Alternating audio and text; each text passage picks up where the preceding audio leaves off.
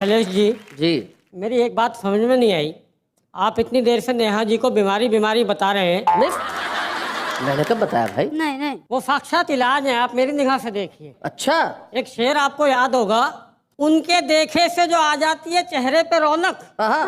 वो समझते हैं बीमार का हाल अच्छा है। क्या बात है भाई वेद प्रकाश, लेकिन तुम्हें इलाज नजर आ रहा होगा। मैं तुम्हें सिर्फ इतना सा कहना चाहूंगा, ये तो आज कविता पढ़ेगा, चला कल जाएगा, 3 दिन साथ रह ले पता चल जाएगा।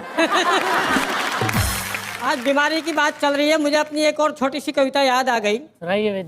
स्वास्थ्य मंत्री ने संसद को बताया कि सरकारी अस्पतालों में इस साल कुल 6,660 मरीज आया। अच्छा। लेकिन खुशी की बात है, इतने ही मरीजों में मरने वालों का प्रतिशत पिछले साल जहां 70 था, इस साल केवल 7 है।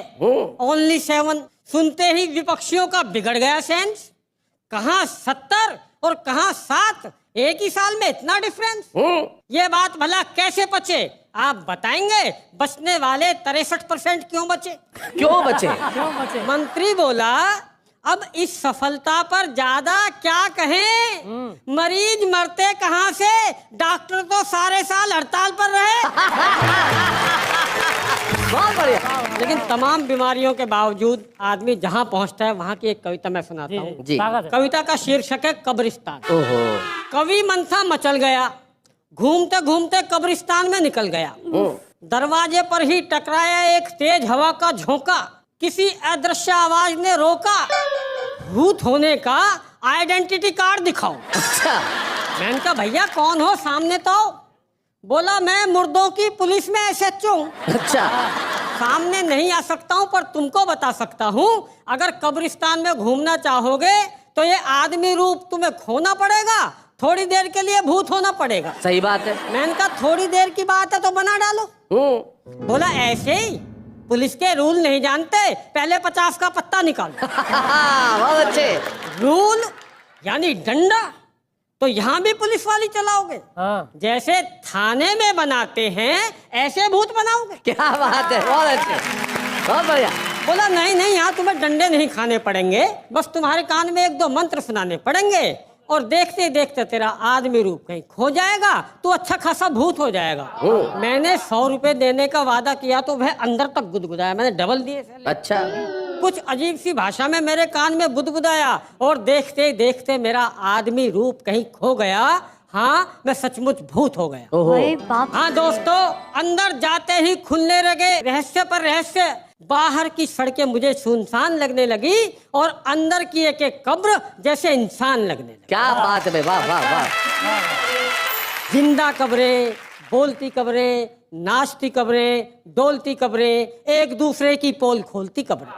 कब्रें मुस्कुरा रही थी, इधर से उधर जा रही थी कि अचानक ताजा खुदी कुछ ऐसी कब्रें पड़ी दिखाई जिनकी कम थी गहराई। अच्छा। मैंने कहा तुम्हारी गहराई लगभग 1.5 फुट कम है। क्यों?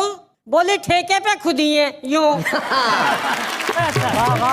बोले ठेके पे खुदी है यूं। और जब इंजीनियर ने भी गहराई कम बताई तो उसके हाथ में 500 की गड्डी थमा। ठेकेदार बोला हम गहराई में नहीं गए, तू भी मत जा। क्या बात है, बहुत बढ़िया, बहुत अच्छे। कभी एक कब्र चिल्लाई, हिंदू मुस्लिम सिख ईसाई आपस में हैं भाई भाई। मैंने कहा लगता है तू काफी एक्टिव है। बोली क्यों ना हूँ, बंदी एडवांस में बनवाई जा रही 50 कब्रों की रिप्रेजेंटेटिव है। एडवांस में 50 कब्रें एडवांस? पहले तो कभी नहीं आया ऐसा चांस। कहने लगी तेरी समझ में नहीं आया है, कल शहर में होने वाले प्रायोजित सांप्रदायिक दंगे के बाद लोग लाशों को सड़कों पर देखकर उत्तेजित न हो, इसलिए एडमिनिस्ट्रेशन ने हमें एडवांस में खुदवाया। क्या बात है, वाह वाह, बहुत बढ़िया, बहुत अच्छा वेद। एक कब्र ने रौब झाड़ा, किसी ने मेरा कुछ नहीं बिगाड़ा, मैं VIP हूँ। मैंने कहा भला VIP कब्रों में कौन आता है?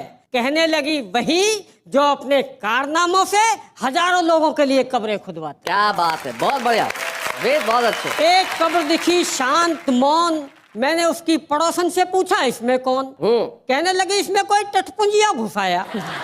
जाने से काहे की लगन रहती है, हमसे बात ही नहीं करती, अपने मुर्दे में ही मगन रहती है। वो तो इसका मुर्दा भुक्कड़ है, लावारिस है, फुटपाथ से उठाया है और चंदा मांगकर दफनाया है। उस पर ये इतनी नखरे वाली है, जरूर मुई इसके मुर्दे ने सिर पे चढ़ा ली है। वो चूमता है इसकी दीवारें, जमीन बुहारता है, निहारता है छत को और कहता है इस जिंदगी ने हरदम फुटपाथ पर लिटाया, एहसान मौत का है, अब सर पे भी ऐसा है। हाय हाय हाय हाय हाय, क्या बात है बे, वाह वाह वाह वाह। एक कब्र कुछ हिली, कुलबुलाई कुछ हिली, बाकी कब्रों में मच गई खलबली। ये क्या है, ये क्या है, हमारी जिंदगी में पहला वाकया है। अच्छा, ये किसी की साजिश है, षड्यंत्र है।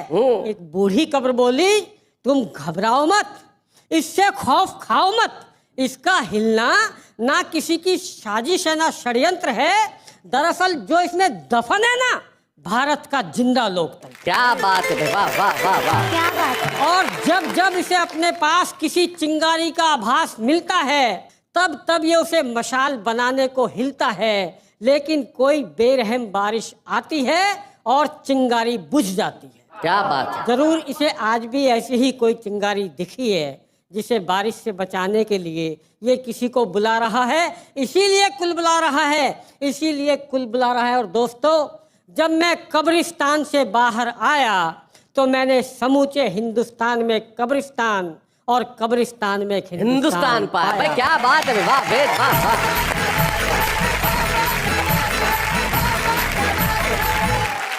ये जो व्यंग है, यही कविता की ताकत है। और रही बात कब्रों की, तो किसी शायर की दो पंक्तियां मुझे याद आती है कि वो आए मेरे कब्र पे अपने हम नशी के साथ, वो आए